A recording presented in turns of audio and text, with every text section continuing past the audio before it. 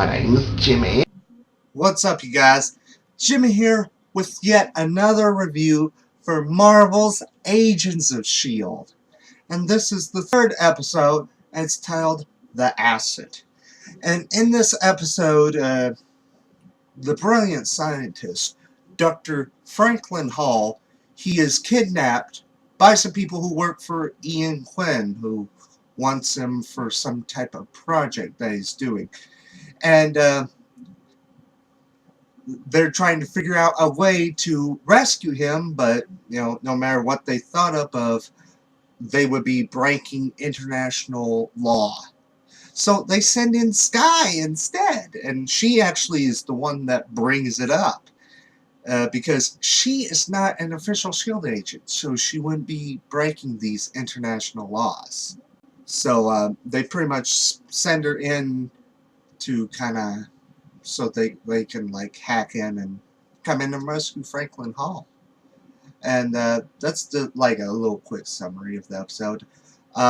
First, what I'd like to say about this episode, a lot better than last week's episode because it actually does a little bit of, just a tiny bit of a backstory on both Sky and Agent Ward. I mean, it may not have been a full-blown flashback, but, they were talking about a little bit of their past, which is what I wish we had gotten in last week's episode, because, Coulson had a female partner at one time, and they didn't explore on that. And another thing that is, I'm glad they didn't have in this episode, another thing like, it's got gamma radiation, it's got extremists, it's got vibranium. It was nice to have something off of that. I mean, nothing against the movies, but seeing that stuff again in the second episode just was getting on my nerves.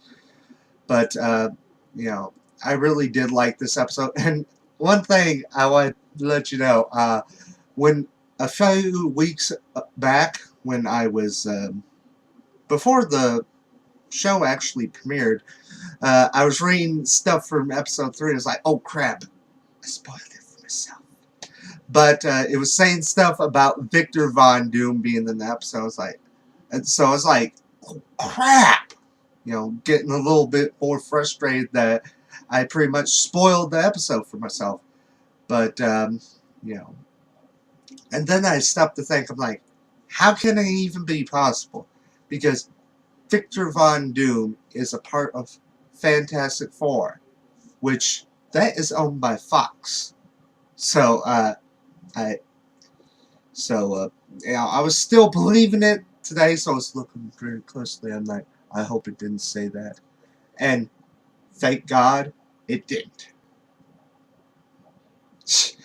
But common sense for someone like me that knows the stuff about the cinematic universe should have known better.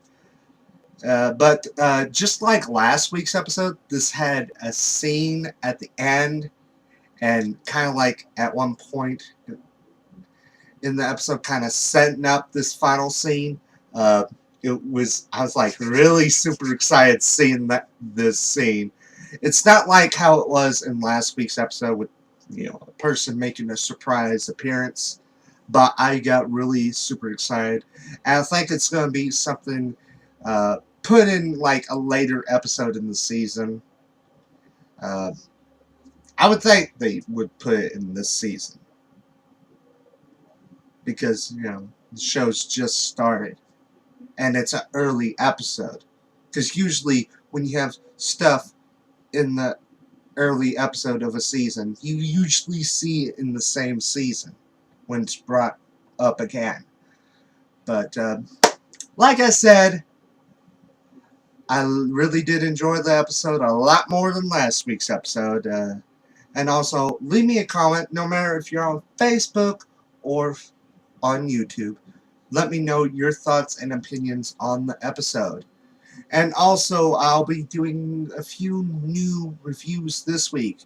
First, there's Arrow, of course. Then there's, on the same day, American Horror Story Coven. And then this Thursday, I'll be doing a review on Once Upon a Time in Wonderland, which is a spin-off to the hit series Once Upon a Time. And of course, on Sunday, you got The Walking Dead that returns on AMC, even though they never left, because they're The Walking Dead. So, and also, I did a review for Horrorama 2013, which I reviewed The Simpsons Treehouse of Horror 24, which I'll put some type of annotation in here in case you want to see it for yourself. And for more news and reviews on movies, video games, comic books, and more, you go to bkbn.net. Celebrate your nerdom in a big way. I'm Jimmy. Until next time, bye.